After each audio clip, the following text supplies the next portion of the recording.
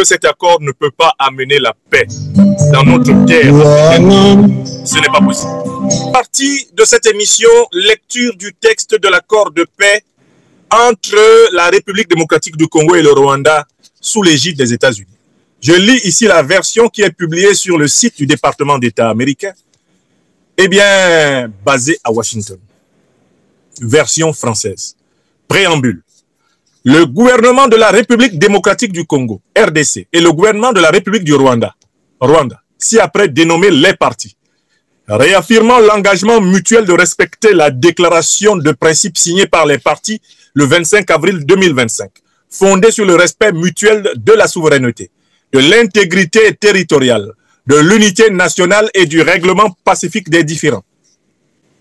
Reconnaissant la nécessité d'une résolution politique négociée, plutôt qu'une solution militaire aux différends des partis. C'est-à-dire, la lecture de la lettre et la lecture de l'esprit de l'accord va nous révéler des contradictions, des failles, des insinuations qui en elles-mêmes constituent les germes de son échec. Bonjour à tous.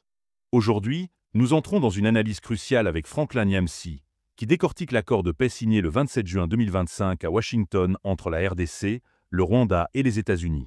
Cet accord promet de mettre fin au conflit dans les Grands Lacs, une région marquée par des décennies de violence et de pillage de ressources. Dès les premières minutes de son émission, Nyamsi rend hommage au peuple congolais qui lutte pour une véritable indépendance depuis l'assassinat de Patrice Lumumba.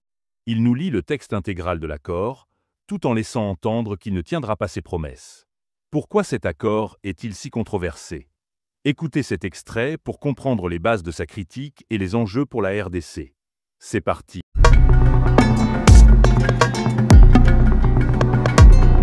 Lecture du texte de l'accord de paix entre la République démocratique du Congo et le Rwanda sous l'égide des États-Unis.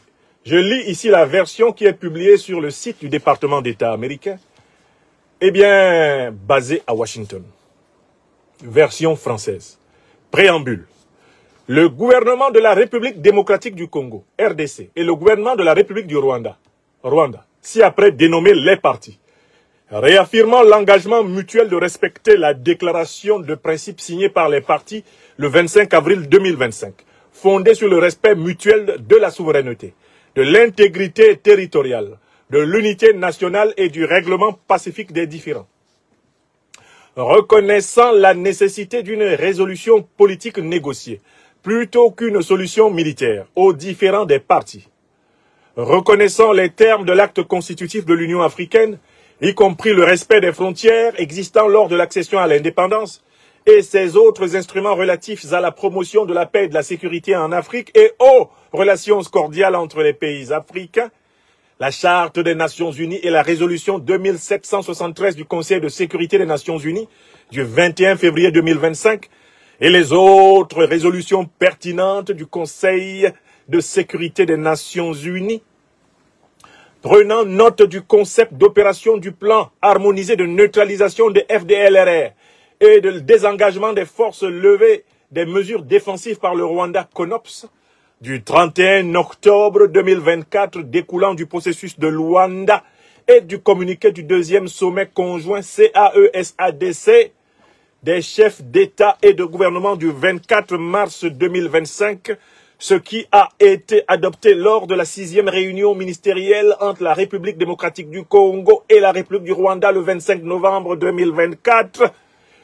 Conscient des négociations en cours entre la RDC et la FCM23 sous la médiation de l'État du Qatar à Doha et de l'obligation des parties de leur apporter leur plein soutien pour les mener à bien, résolu à empêcher une reprise des hostilités qui pourraient nuire au processus de paix, à promouvoir activement une paix durable, la stabilité et le développement économique intégré dans toute la région et à rétablir les relations bilatérales normales entre les parties, déterminé à promouvoir le plein respect des droits de la personne et du droit international humanitaire,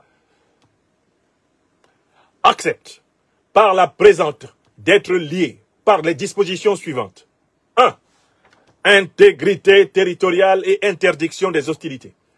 Les parties conviennent des conditions suivantes pour assurer le respect de l'intégrité territoriale et la promotion de relations pacifiques. 1. Respect de l'intégrité territoriale de la République démocratique du Congo. Désengagement des forces, levée des mesures défensives du Rwanda.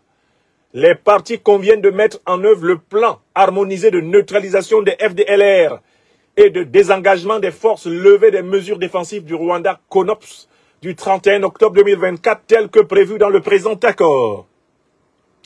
Deuxièmement, le respect de l'intégrité territoriale de la République du Rwanda. Neutralisation des FDLR. Les parties conviennent de mettre en œuvre le plan harmonisé de neutralisation des FDLR et de désengagement des forces levées des mesures défensives du Rwanda CONOPS du 31 octobre 2024 tel que prévu dans le présent accord. Troisième point, règlement pacifique des différends. Les parties conviennent que les différends sont réglés par des processus établis par le présent accord et d'autres accords pertinents plutôt que par des hostilités. Quatrième point, l'interdiction des actes hostiles. Les parties conviennent de s'abstenir de tout acte d'agression. Les parties conviennent de ne pas commettre, soutenir ou tolérer des incursions militaires ou d'autres actes directs ou indirects qui menacent la paix et la sécurité de l'autre partie ou qui portent atteinte à la souveraineté ou à l'intégrité territoriale de l'autre partie. Cinquièmement, interdiction de soutenir des actes hostiles ou des groupes armés. Les parties ne permettent aucune activité militaire ou autre activité hostile l'une contre l'autre ou à partir de leur territoire respectif et ne fournissent aucun soutien de telles activités à l'étranger. À cette fin, les parties s'engagent à prendre toutes les mesures nécessaires pour éviter que de telles activités soient initiées, planifiées, exécutées, commanditées ou financées à partir de leur territoire respectif. Sixième point, portée territoriale. L'interdiction des actes hostiles s'applique sans restriction géographique, quel que soit le lieu où se trouvent les forces armées impliquées. Septième point, responsabilité à l'égard des groupes armés non étatiques. Les parties prennent toutes les mesures possibles pour veiller à ce que tous les groupes armés dans la zone du conflit cessent de se livrer à des hostilités qui sont incompatibles avec l'interdiction des hostilités établies dans le présent accord. Huitième point, protection des civils et du personnel humanitaire. Les parties facilitent la libre circulation des civils, y compris des humanitaires. Les parties doivent respecter le droit international humanitaire, y compris dans le cadre de la mise en œuvre du présent accord. Deuxième grande partie de l'accord, le désengagement et intégration des groupes armés non étatiques.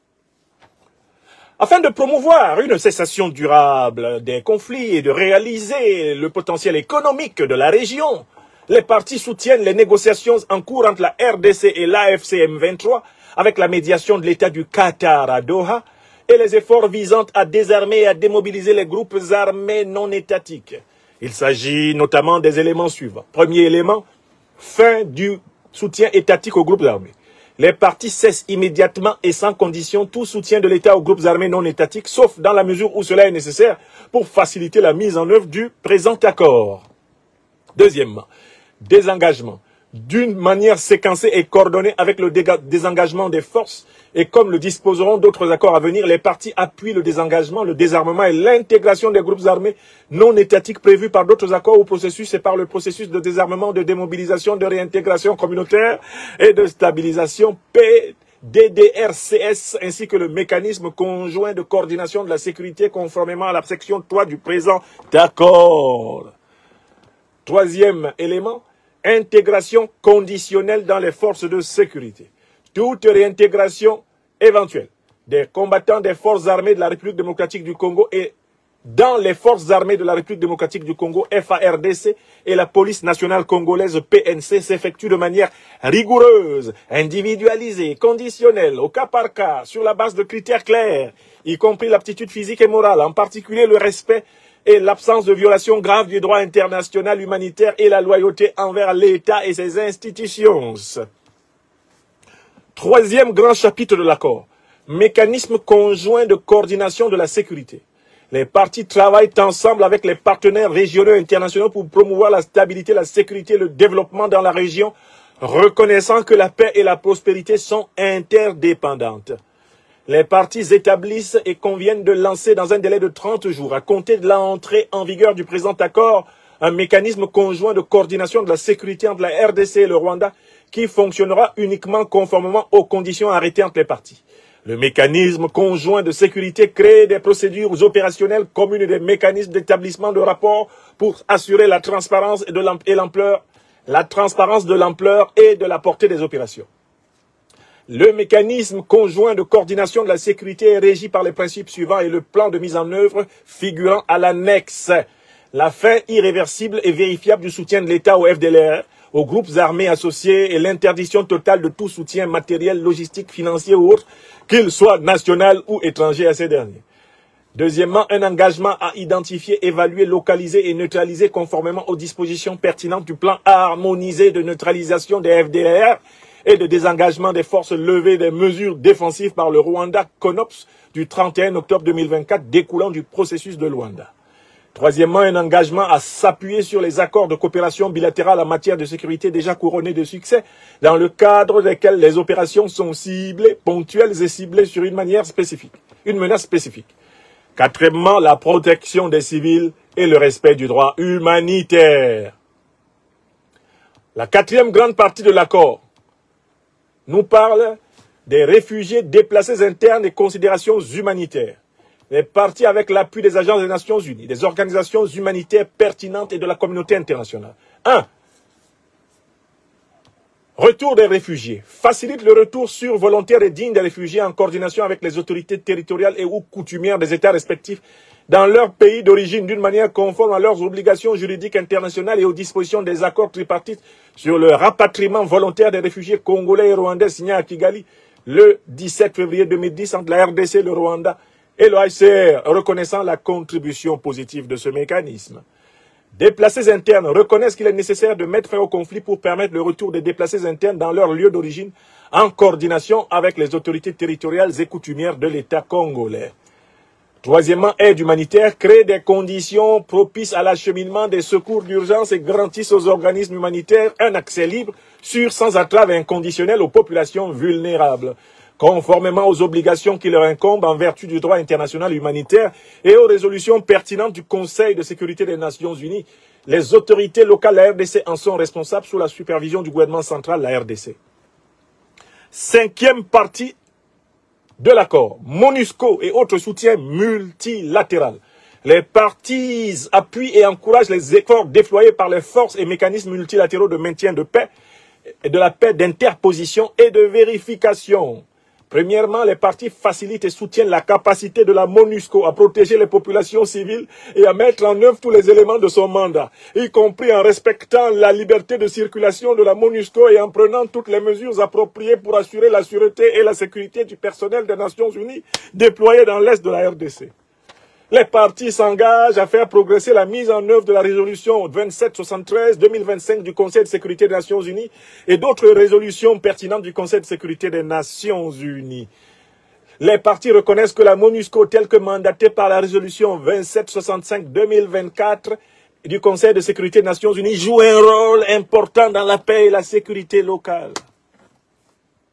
Sixième partie, et c'est l'avant-dernière partie, en termes de contenu et de taille. Sixième partie, c'est très important. Cadre d'intégration économique régionale. J'ai eu mal quand je lisais la sixième partie de cet accord. Écoutez, cadre d'intégration économique régionale. Les parties conviennent de lancer dans les 3 mois suivants l'entrée en vigueur du présent accord, le cadre d'intégration économique régionale en plusieurs étapes, qui sera défini dans un accord distinct, intitulé Cadre d'intégration économique régionale, et s'appuie sur les efforts existants tels que la ZLECAf, la CIRGL, le CO et la CAE. Les parties utilisent ce cadre pour développer le commerce extérieur et les investissements provenant des chaînes d'approvisionnement de la région en minerais critiques et introduire une plus grande transparence, ce qui bloque les canaux économiques illicites et procure davantage de prospérité aux deux parties, en particulier pour la population de la région, à partir des ressources naturelles de la région, grâce à des partenariats mutuellement bénéfiques et des opportunités d'investissement. Oh Seigneur! Oh Tshisekedi mon Dieu! Premièrement, intégration bilatérale dans le cadre les partis lancent et ou élargissent la coopération sur les priorités communes telles que la gestion des parcs nationaux, le développement hydroélectrique, le dérisquage des chaînes d'approvisionnement en minerais, la gestion conjointe des ressources dans le lac Kivu et les chaînes de valeur minière transparentes et formalisées de bout en bout, de la mine au métal transformé qui relie les deux pays, en partenariat, le cas échéant, avec le gouvernement et les investisseurs des États-Unis. Ouais. Intégration régionale. En outre, avec les partenaires clés, les partis s'engagent à explorer des options pour lier le cadre à d'autres initiatives internationales ou régionales de développement économique, y compris dans le cadre de projets d'infrastructure. Surveillance économique. Les partis établissent ou utilisent des mécanismes indépendants d'audit économique et de lutte contre la corruption pour surveiller les chaînes d'approvisionnement en minerais. Les projets d'infrastructure et tout accord économique futur entre les partis, conformément au cadre d'intégration économique régionale. 7e partie. Mise en œuvre et règlement. Mise en œuvre et règlement des différends. Règlement des différends. Tout différend découlant de la mise en œuvre. Tout différend découlant de la mise en œuvre du présent accord est résolu à l'amiable entre les parties avec la facilitation du comité de surveillance conjointe. À la demande de l'une ou l'autre partie. Si les parties ne parviennent pas à régler un différend, elles renvoie la question au comité de surveillance conjointe pour facilitation. Deuxièmement, comité de surveillance conjointe. Aux fins de la mise en œuvre du présent accord, les parties créent par la présente un comité de surveillance conjointe conformément aux conditions suivantes. Les parties sont membres du comité de surveillance conjointe et invitent dans un délai de 3 jours les gouvernements et organisations internationales suivants à siéger au comité de surveillance conjointe. Facilitateur de l'Union africaine. 1. Qatar. 2. États-Unis. 3. Petit b. Le comité de surveillance a pour mandat de recevoir les plaintes des parties concernant les violations du présent accord et de résoudre les différends découlant des violations du présent accord, de prendre des mesures le cas échéant pour remédier aux violations, de surveiller et examiner les accusations de violation et résoudre les différends. Le comité peut nommer un autre représentant pour établir un mécanisme ad hoc approprié pour aider au règlement de tout différend lié au présent accord. Le comité s'efforce de prendre des décisions et de résoudre les différends par consensus. Le comité s'efforce d'établir son mandat lors de la première réunion. La première réunion du comité conjoint a lieu dès que possible et au plus tard 45 jours après l'entrée en vigueur. Les parties envisagent d'organiser la première réunion du comité à Washington. Troisièmement, précision, le présent accord ne crée aucune obligation pour les États non partis siégeant au comité de surveillance conjointe. Je lis encore. Le présent accord ne crée aucune obligation pour les États non partis siégeant au comité de surveillance conjointe. C'est-à-dire, en dehors du Rwanda et de la République démocratique du Congo, l'accord ne crée aucune obligation au Qatar, aucune obligation aux États-Unis, aucune obligation à n'importe quel autre pays, en dehors du Rwanda et de la RD Congo. Les autres n'ont aucune obligation. On continue. Il nous reste 2 petits paragraphes. Disposition finale. Le présent accord reste en vigueur indéfiniment, sauf accord contraire entre les parties. Le présent accord peut être résilié à tout moment par l'une ou l'autre partie sur préavis écrit de 60 jours transmis à l'autre partie. Le présent accord peut être amendé par accord écrit des parties. L'annexe est réputée partie intégrante du présent accord. 9e et dernière partie entrée en vigueur. Le présent accord entre en vigueur et les obligations qui y sont énoncées prennent effet à compter de la signature du présent accord signé à Washington le 27 juin 2025 en double exemplaire en langue française et anglaise pour le gouvernement de la République du Congo et pour le gouvernement de la République du Rwanda, attesté par le gouvernement des États-Unis d'Amérique. Je m'arrête là pour la lecture générale du texte de l'accord. Nous allons maintenant décortiquer les raisons pour lesquelles cet accord ne peut pas marcher. Suivez-moi pas à pas. D'abord, l'accord est signé sous les égides des États-Unis. Quand un État prend la responsabilité de proposer la paix à 2 autres États, il faut que l'État qui propose la paix aux 2 autres États lui-même respecte les normes de la paix. Première raison pour laquelle cet accord ne peut pas marcher, c'est que les États-Unis qui ont présidé à cet accord ne respectent pas eux-mêmes les principes qu'ils demandent que la République démocratique du Congo et le Rwanda respectent. Tu ne peux pas démontrer à ton enfant qu'il n'a pas le droit de fumer une cigarette en tenant toi-même un gros cigare dans la bouche? C'est vrai ou c'est faux? Imaginez un papa qui veut expliquer à son fils pourquoi c'est dangereux de fumer. Et qui tient dans sa main un gros cigare de Havane. Il le fume et il dit à son fils, bon, j'ai appris que tu as acheté un paquet de cigarettes là en ville. Il ne faut pas fumer. Et il fait une grosse bouffée de son Havane. C'est exactement l'attitude des États-Unis. Parce que dans le préambule, voici les principes en vertu desquels les États-Unis d'Amérique réunissent la République démocratique du Congo et le Rwanda. Premier principe, le principe de la souveraineté. Selon ce principe, chaque peuple a le droit de disposer de lui-même. Est-ce que la politique internationale des États-Unis respecte ce principe? Non, ça dit que quand on veut commencer, quand on veut vraiment faire la paix, on ne peut pas faire la paix en s'inspirant de ceux-là même qui précisément n'ont jamais voulu la paix. Les États-Unis sont la plus grande puissance de l'OTAN.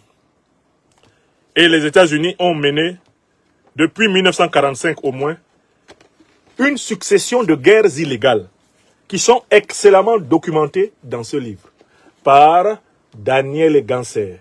Les guerres illégales de l'OTAN. Une chronique de Cuba à la Syrie. Je voudrais juste vous rappeler ces guerres illégales menées par les États-Unis. Et vous demandez, qui peut croire qu'une puissance qui mène des guerres illégales comme celle-là va faire respecter le principe de souveraineté à d'autres puissances?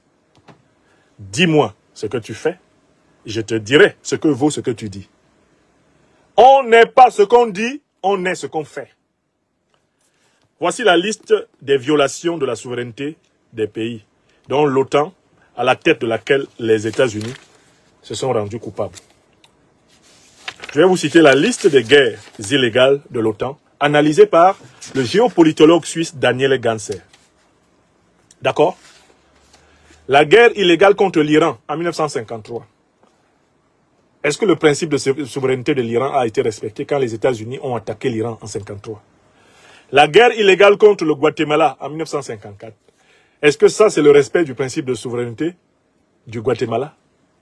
La guerre illégale contre l'Égypte en 1956, contre Nasser. Ça, c'est le respect du principe de souveraineté de l'Égypte? La guerre illégale contre Cuba en 1961, c'est le respect du principe de souveraineté de Cuba? Parce que si on veut enseigner le respect du principe de souveraineté au Congo et au Rwanda, il faut le respecter soi-même. On continue. La guerre illégale contre le Vietnam en 1964. Cette guerre menée par les États-Unis contre le Vietnam, était-elle une guerre respectueuse du principe de souveraineté? Y a-t-il eu un procès, des condamnations et des réparations pour toutes ces guerres illégales? On continue. La guerre illégale contre le Nicaragua en 1981, était-ce une guerre respectant la souveraineté nicaraguayenne?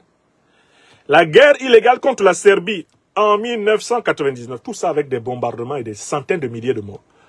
Était-ce là le respect du principe de souveraineté?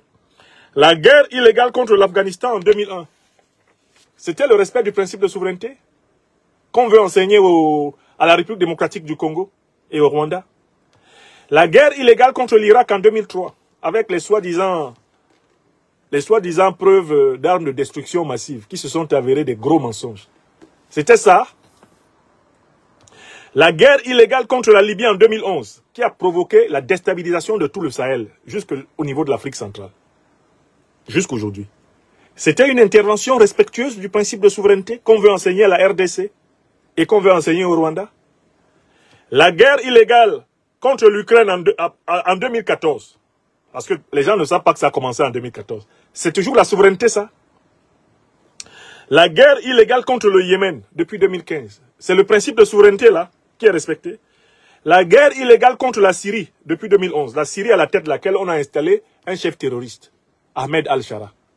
C'est ça, le respect du principe de souveraineté?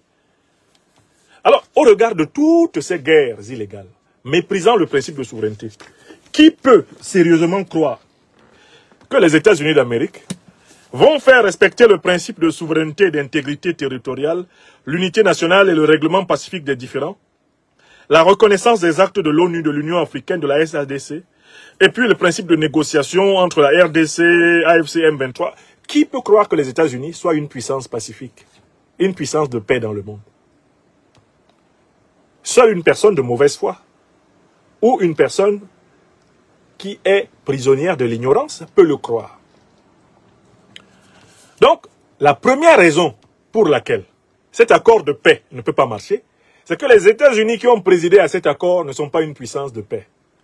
C'est une puissance impérialiste, c'est une puissance de guerre, c'est même la principale puissance à l'origine du désordre et du chaos dans le monde. Quel début percutant! Franklin Nyamsi nous met tout de suite dans le vif du sujet. Cet accord, avec ses belles paroles sur la souveraineté et la paix, semble trop beau pour être vrai. En dédiant son émission au peuple congolais, il nous rappelle les luttes historiques pour la liberté, de Lumumba à aujourd'hui. Mais pourquoi cet accord est-il voué à l'échec? Pour découvrir la suite de son analyse incisive, je vous invite à regarder l'émission complète sur la chaîne Afrique des Libertés. Le lien est dans la description. Restons vigilants et continuons à soutenir la cause d'une Afrique libre et souveraine.